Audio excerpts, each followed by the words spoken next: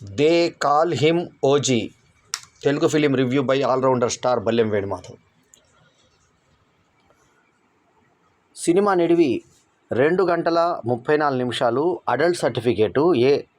Action, crime, drama, thriller. 25 September 2025 అంటే September 25, 2025న ఈ cinema విడుదలైంది. అయితే బుధవారం రోజు ఈ సినిమాకి స్పెషల్ ప్రివ్యూ షోస్ జరిగాయి.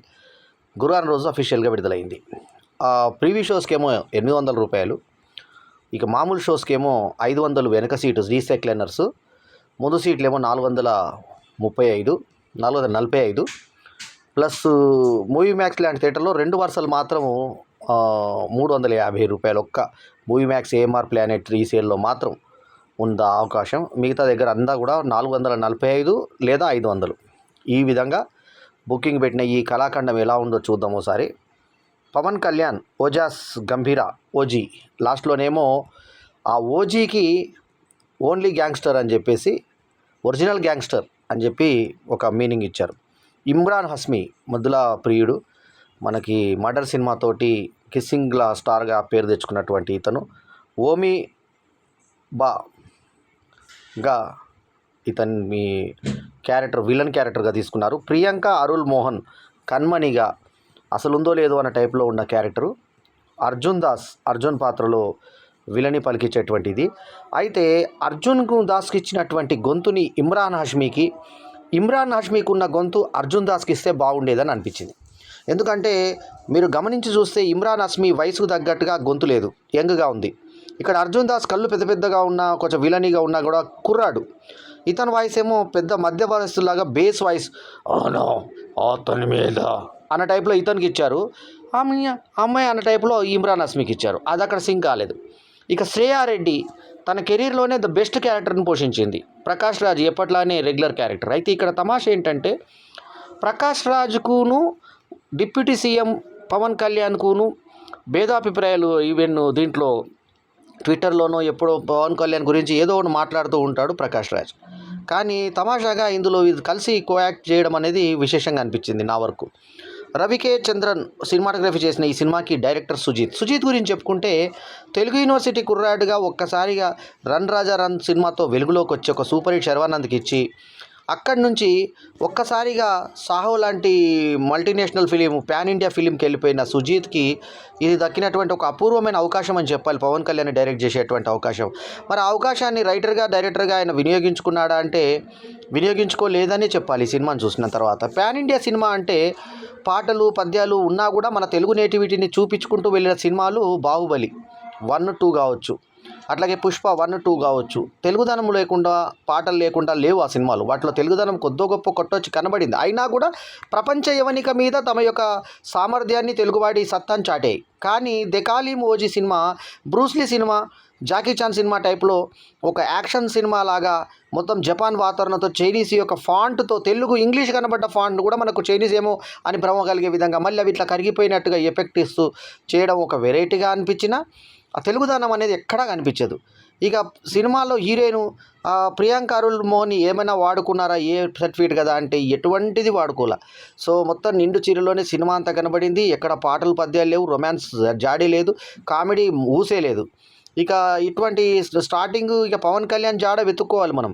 సో పవన్ కళ్యాణే మనకు గెస్ట్ స్టార్ లాగా మనకు స్టార్టింగ్లో ఫస్ట్ హాఫ్లో అంతా ఎప్పుడొస్తాడా అని చూసుకుంటూ కూర్చుంటే స్టార్టింగ్ గ్రాఫిక్స్తో పవన్ కళ్యాణ్ చూపించి ఆ తర్వాత ఎండింగ్ కూడా గ్రాఫిక్స్తో ముగించడం బాగుంది. అయితే చాలా తమాషాగా ఏంటంటే ఈ సినిమా కథ చాలా చిన్న లైను ఎట్లా ఒప్పించాడో అర్థం కాలేదు. ఒక అపార్థం చేసుకున్నటువంటి కుర్రాడు ఆ అపార్థం తనే చేశాడంట. ఆ చిన్న పిల్లాడైనా తనే షూట్ చేసింది గుర్తులేదంట. అతని దగ్గర గన్ ఉండే మాత్రం చూసినాడంట. అసలు అక్కడే లాజిక్ పోయింది, మన సినిమా లాజిక్ అంతా మిస్ అయిపోయింది. ఆ తర్వాత ఈ తప్పు తన మీద లేకపోయినా వాళ్ళ కుటుంబాన్ని విడిచిపెట్టి కొన్ని ఏళ్ళు వెళ్ళిపోయాడంట పవన్ కళ్యాణ్, దాదాపు 15 సంవత్సరాలు. తర్వాత కొంచెం వయసు వచ్చిన తర్వాత ఒక పిల్ల కూతురు తండ్రిగా వచ్చాడంట. లావుగా అయినటువంటి పవన్ కళ్యాణ్ని మనము చూడాలి. దానికి చూడడానికి మనం 445, 500 పెట్టి ఈ యాక్షన్ సినిమాని చూడాలి, భరించాలి. సో అట్లా ఉన్నటువంటి ఈ సినిమాలో ఈ వీళ్ళ పాత్రల పేర్లు వచ్చేసి తనేమో ఓజస్ గంభీర షార్ట్ ఫామ్ ఒరిజినల్ గ్యాంగ్స్టర్, ఈయనే పవన్ కళ్యాణ్. ఇక ఓమి వచ్చేసి ఇమ్రాన్ హస్మీ చేసినటువంటి ఈ క్యారెక్టర్లో కన్మణిగా ప్రియాంక అరుల్ మోహన్. ప్రియాంక అరుల్ మోహన్ నిజానికి చాలా అందమైన హీరోయిన్, చాలా బాగా వాడుకోలేదు. హరిహర వీరమల్లు రిజల్ట్ వచ్చిందంటే కొంచెం సెకండ్ హాఫ్ బెటర్గా అనిపిస్తుంది. సెకండ్ హాఫ్ అంతా పవన్ కళ్యాణ్ ఉంటాడు, యాక్షన్మయము. సో అందులో అతను జపనీస్ టైపో చైనీస్ టైపో ఒక భాష మాట్లాడతాడు, ఆ భాష కూడా బాగా ఆకట్టుకునే విధంగా ఉంటుంది.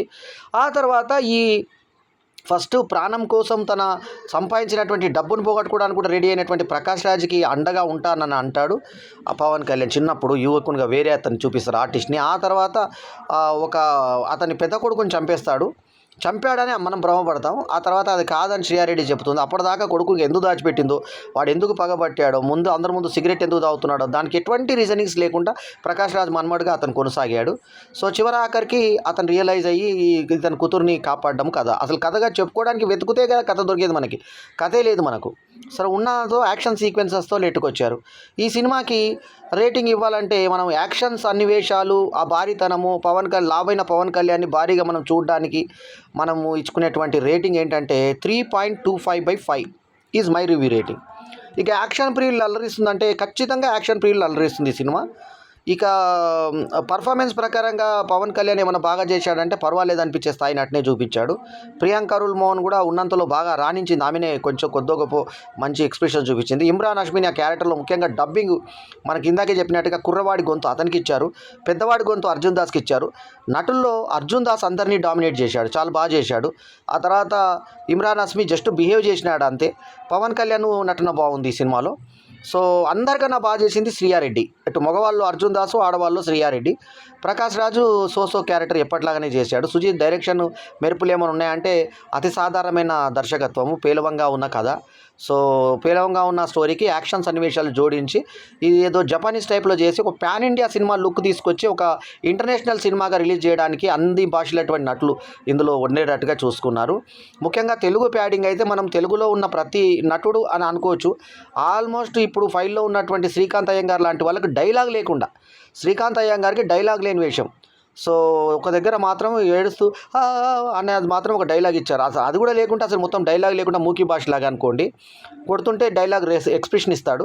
ఆ ఎక్స్ప్రెషనే డైలాగ్, ఆ చెప్పు అంటే చెప్తానో లేదా అన్న టైప్లో అతని ఎక్స్ప్రెషన్స్ ఉంటాయి, అంతకు మించి ఇంకేం ఉండదు. సో పెద్ద పెద్ద నటుల్ని ఇందులో పెట్టారు. మ్యాక్సిమం తెలిసిన నటులు అందరూ, ఫేమస్ నటులు అందరినీ ఇందులో ప్యాడింగ్ కింద వాడుకున్నారు. ఆఖరికి సుహాస్ కూడా ఉన్నాడు ఇందులో. ఇప్పుడు హీరో అయిన సుహాస్ బహుశా అనుకుంటా ఈ సినిమా